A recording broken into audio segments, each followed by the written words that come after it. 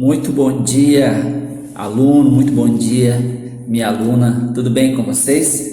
Tudo ótimo, tudo tranquilo, tudo em paz? Eu espero que sim, eu espero que vocês estejam bem, estejam, sobretudo, motivados para essa aula de Sociologia. Depois de uma semana, a gente se reencontra novamente para continuar os nossos estudos. E estamos já quase na reta final do primeiro bimestre. Então a gente precisa focar mais, precisa se preparar mais, porque nós vamos ter prova, vai ter a avaliação bimestral. E a gente precisa de fato estudar mais para conseguir um bom resultado, um ótimo resultado, certo? Então eu peço de você, meu querido aluno, minha querida aluna, empenho, dedicação, força de vontade, que você vai conseguir. Você já está demonstrando que realmente você é capaz e que vai conseguir. Eu sempre digo, mantenha sempre a fé e a esperança em Deus, tá? Não deixe de acreditar, confie também na sua capacidade. Você de fato é muito capaz quando a pessoa quer, quando a pessoa deseja, quando ela quer realizar um objetivo, a pessoa com empenho, dedicação, força, coragem, entusiasmo, a pessoa consegue, porque a pessoa, e sobretudo você, meu querido, minha querida, você é muito capaz. Então, foco, determinação, conta com a ajuda do professor, e eu conto com a sua ajuda, com a sua participação, com o seu empenho, e dessa forma nós vamos conseguir fazer um final de bimestre, vai conseguir ter bons resultados, aliás, ótimos resultados, tá bom? Todo mundo espera o melhor, Então a gente tem que dar o melhor da gente, e eu convido a você a realmente focar nessa aula, assistir a videoaula até o final, prestar atenção, tá bom? Eu sei que tem momentos difíceis, tem momentos que a gente fica meio que desanimado, mas perseverança, tá? Coragem, entusiasmo, você vai conseguir, você é muito capaz. Então, eu conto muito com o seu apoio, com a sua ajuda. Devo dizer o seguinte, até agradeço já muitos alunos que interagem com o professor e muitos alunos que realmente já conseguiram entrar nessa nova dinâmica de estudo, Esse novo normal que a gente chama, está chamando novo normal. E isso só evidencia uma coisa, meu querido aluno, que nós somos capazes de superar todas as dificuldades, todos os problemas, certo? A gente sabe, é consciente da dificuldade do dia a dia, mas com força e determinação a gente vai superar, tá? E ainda por aqui, aula online, mas com a graça de Deus, com a fé e esperança, nós vamos, se Deus quiser, logo voltar ao da forma que a gente gosta, estudar da forma que a gente sempre estudou e da forma que a gente gosta, ao vivo, no contato com o professor, com os colegas, com a comunidade escolar. E isso é muito bom, como a gente sempre reflete, Olha só como a sociologia nos ajuda a entender o momento atual. O ser humano é um ser social, o ser humano é um ser político do ponto de vista da sociologia. O ser humano está sempre vivendo em grupo. O ser humano isolado não se desenvolve, não cresce, tá? O ser humano ele precisa de ter contato com as pessoas, tá? E a gente está sentindo de fato essa falta, A gente está sentindo, mas eu acredito muito em Deus, que as coisas vão melhorar e que a gente vai voltar à nossa vida normal, contato com o professor, contato com os alunos, contato com toda a comunidade escolar. Isso que é o bom também de nós estarmos inseridos no contexto escolar, porque a gente não só estuda, não só adquire conhecimento, mas também a gente convive, tá? Estabelece amizade, estabelece uma boa relação. Então, conto com você, foco nessa aula e muita atenção, certo? Momento de interagir, você vai interagir comigo e assim a gente vai conseguindo fazer melhor, da melhor forma possível o nosso trabalho, e vocês também vão conseguindo fazer também o melhor exercício, a melhor atividade, fazendo tudo o que é preciso fazer, que é para a gente ter de fato sucesso, e assim a gente está preparado para avançar para o segundo bimestre, e assim nós vamos vivendo a nossa vida, ok? Assunto: condições necessárias e suficientes da poliarquia, tá? Alunos vão encontrar esse conteúdo aí na página 29 do livro de vocês. Então, acompanhe com atenção, certo? E como a gente sempre faz, né, em toda aula, a gente sempre revisa a aula anterior. Depois de uma semana, é importante nós retomarmos algumas ideias da aula anterior. O nosso assunto da aula passada foi participação política, né? Um assunto de extrema relevância, tá? A gente, enquanto cidadão, enquanto pessoa, com deveres e direitos, a gente precisa mais do que nunca saber bem da política, como participar, saber como de fato a política acontece, tá? No nosso país, no nosso estado, no nosso município, certo? Então, você está convidada a revisar de forma muito rápida, mas também séria, né? Procurando entender de fato o assunto, entender de fato as ideias que são muito importantes. E já digo para vocês, são assuntos que serão cobrados na prova. Então, você está estudando, está revisando, está lendo, está participando, e de certa forma você já está se preparando para a prova. Quanto mais estuda, quanto mais presta atenção, quanto mais se dedica, melhor mais você aprende, portanto, vai se sair melhor, bem na avaliação, certo? Então acompanhe aí com atenção. O texto diz o seguinte: o direito de votar e ser votado não impede que as instituições públicas sejam marcadas por intensas desigualdades, tá? Aqui, como a gente já viu, né, a gente vai tratar da desigualdade existente na nossa sociedade, no nosso sistema político, tá? A gente vai, apesar de todas as pessoas terem os mesmos direitos, as mesmas garantias legais, mas infelizmente na prática vai existir a desigualdade, ela impera, ela é presente, tá? Ela é visível, como a gente bem sabe, e aqui a gente vai ver alguns elementos que vão de fato constatar que as nossas instituições políticas são desiguais. Parece que vamos pensar assim que não garante o direito a todos como a lei diz, como a lei determina, certo? Observe uma lista desses desequilíbrios, olha, desses desequilíbrios que atingem o direito de igualdade de todos. Tá? Dizer que todos têm direitos iguais é muito bonito, mas como na realidade não acontece, né, como se espera. Então, acompanhe lá. Eu vou repetir: direito de votar e ser votado não impede que as instituições políticas, lembrando que a gente está falando, falando de fato da política, das instituições, tá? Que determinam como a política deve ser. Primeiro, apenas uma minoria controla os partidos políticos, né? Se disser que todos têm o mesmo direito, por que a minoria controla os partidos políticos, né? Já é desigual, né? Então, aqui a gente vai ver algumas críticas, né? Alguns elementos que vão confirmar, de fato, essa desigualdade política. 2.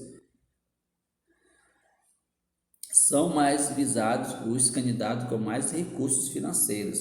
Confere essa informação, de fato. Infelizmente, a gente vive num mundo, num país, num sistema extremamente capitalista. Então, quem tem dinheiro, às vezes, se sai melhor. Tá? Não é o mais honesto, às vezes, não é o mais bem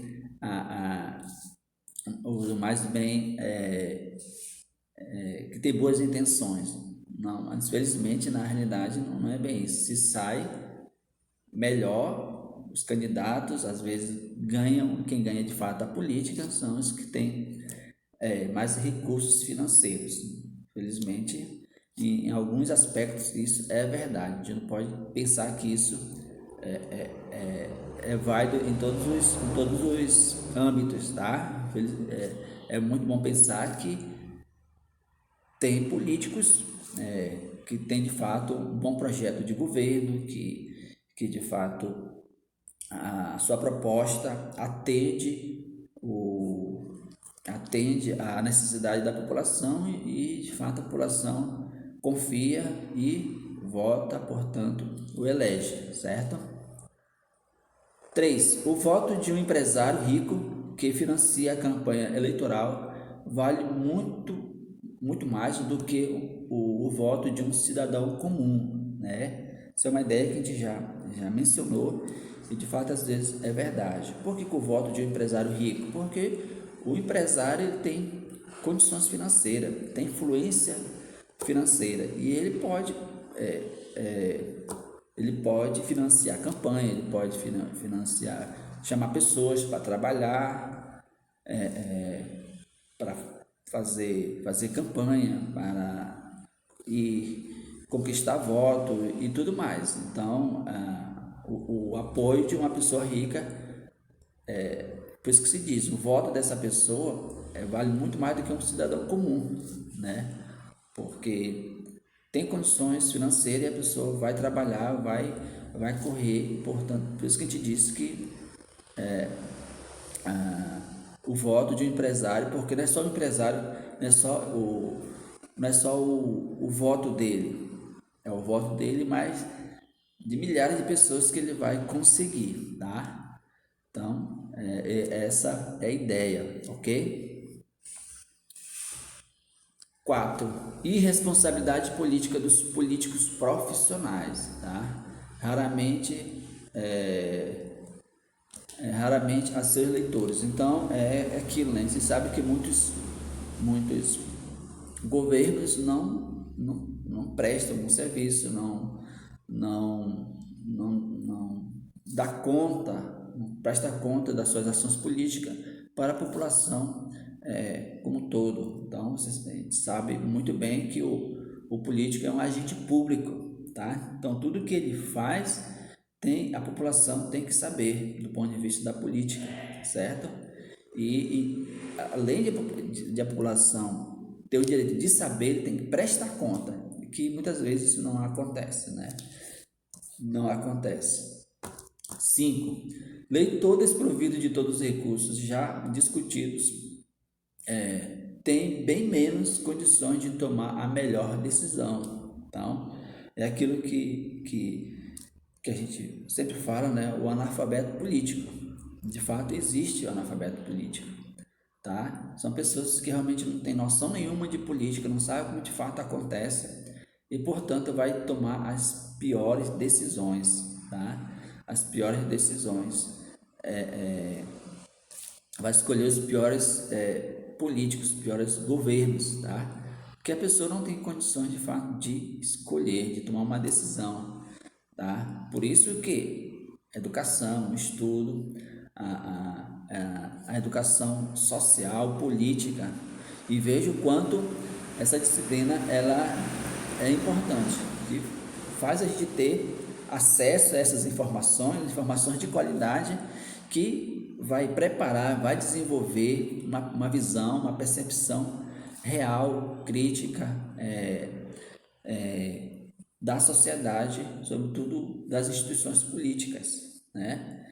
E é muito comum a gente encontrar pessoas até mesmo que fizeram um nível superior, que têm uma formação, mas do ponto de vista da política não tem nada de informação e muitas pessoas dizem que tá nem aí, que os políticos eles que se virem para lá, vai tomar, não quer se meter, não quer participar e tudo mais. É uma escolha, tá? é uma escolha, mas infelizmente é uma escolha errada e toda escolha tem consequência. A consequência é ser governado por quem gosta de política, tá?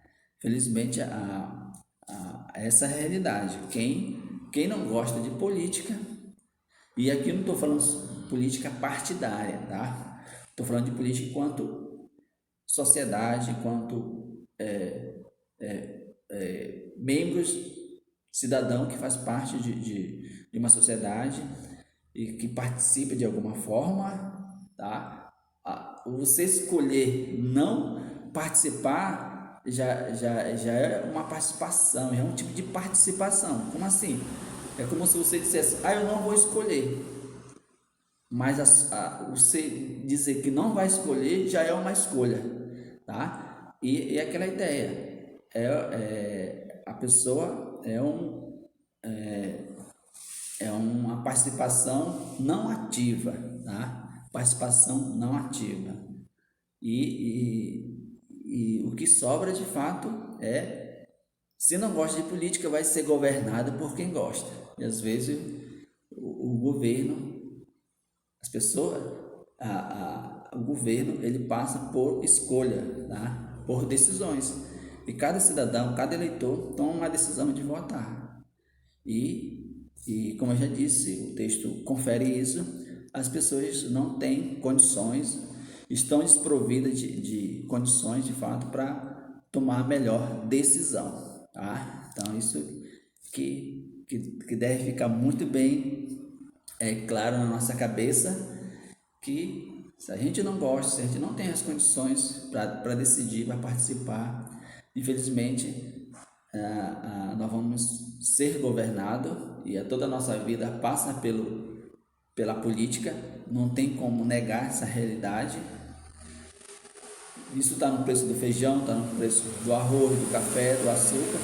Tudo isso, galera, tudo isso passa por decisões políticas, tá? E se a gente abre mão do nosso direito de participar, infelizmente não é a melhor decisão que um cidadão deva tomar, certo?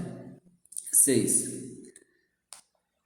Nem todos os eleitores têm o mesmo interesse por política. Então, só vem consolidar a ideia que a gente já falou, né? Infelizmente, de fato, essa é a realidade. Nem todos têm o mesmo interesse, certo? É preciso lembrar que a política não se encerra num ato de votar. E muita gente tem essa ideia. Acha que participar da política é só de 4 em 4 anos ou de 2 em 2 anos, né? No Brasil, tem eleição de 2 em 2 anos, tá, turma? Vocês devem saber disso, né? E no processo eleitoral, diversos grupos sociais ativam seus recursos para atender e influenciar as decisões políticas. O que mais tem na época de eleição é isso, né? Grupos trabalhando para atender os seus ideais políticos. Nesse momento, todas as desigualdades se traduzem de forma bastante intensa em desigualdade política. De fato, é isso mesmo. Dessa maneira, o regime político democrático concede poder principalmente aos grupos minoritários, que controlam os importantes recursos sociais. Nesse sentido, como sugere o cientista político Olari,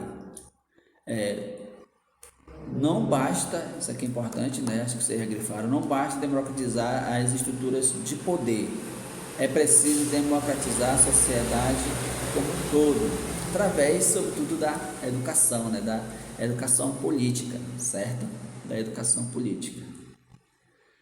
Tá aí, acho que foi uma pequena revisão, deu para vocês lembrarem de algumas ideias importantes, né? E agora a gente vai, de fato, entrar no nosso assunto de hoje, tá? Finalizando já o conteúdo do livro, certo? Acompanhe aí com atenção.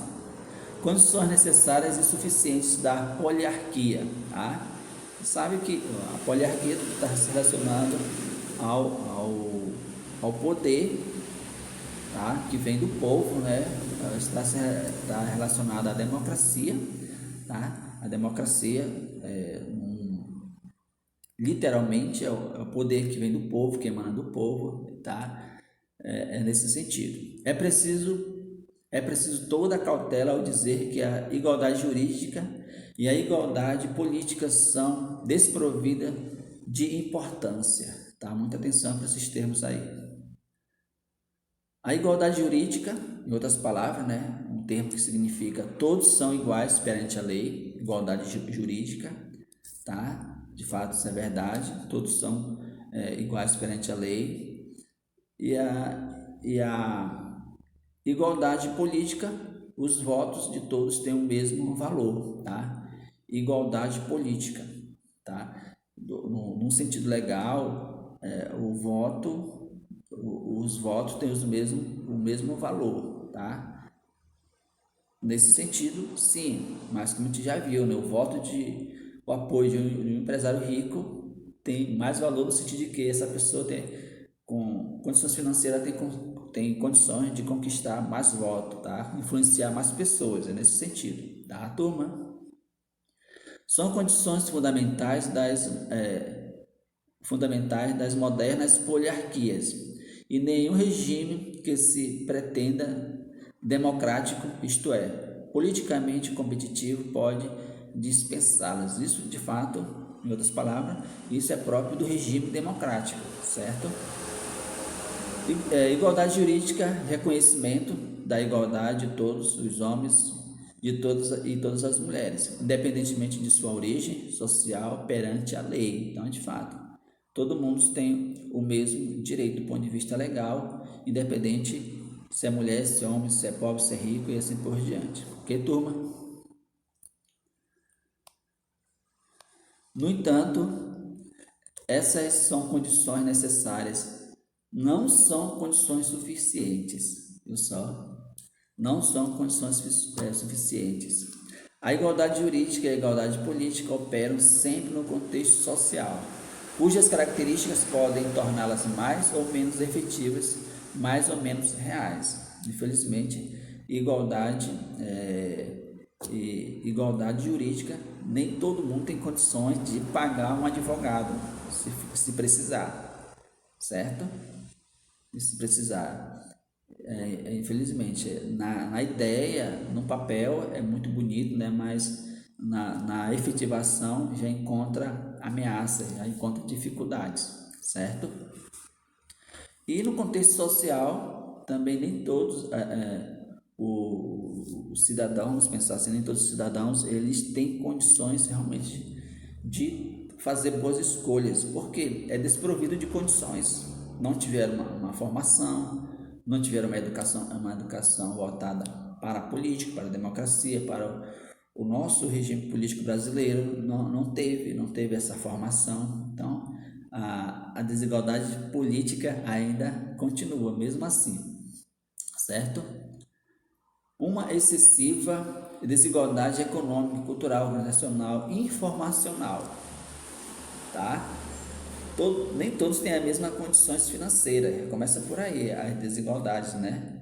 Nem todos não têm o nível cultural, o nível de conhecimento, o nível acadêmico, tá? Organizacional também, do ponto de vista social, também deixa a desejar. E informação, tá? Informação de qualidade.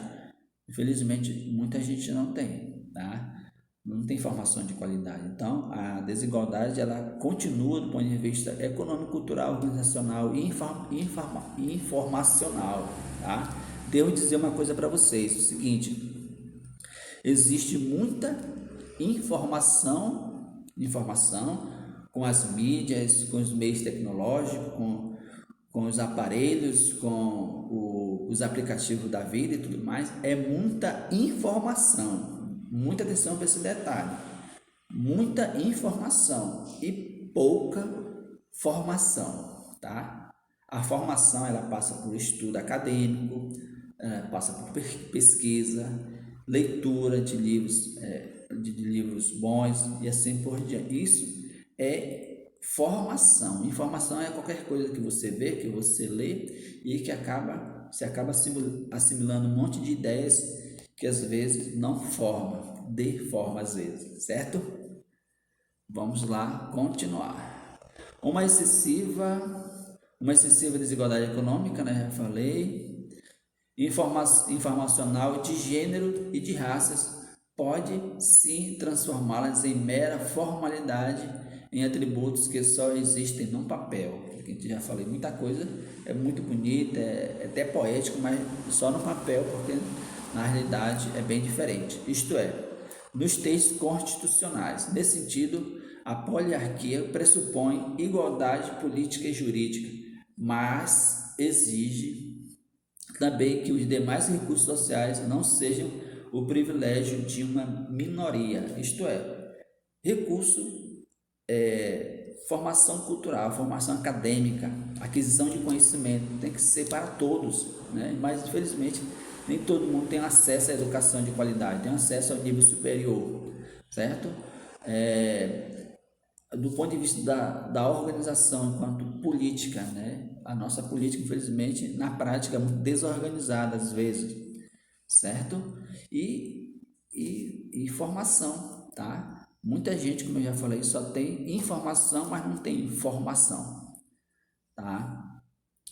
Mas exige que também os demais recursos sociais não sejam privilégio de uma minoria. E, infelizmente, na realidade, é a minoria que tem de fato os recursos, e isso precisa democratizar, isso precisa chegar a todos.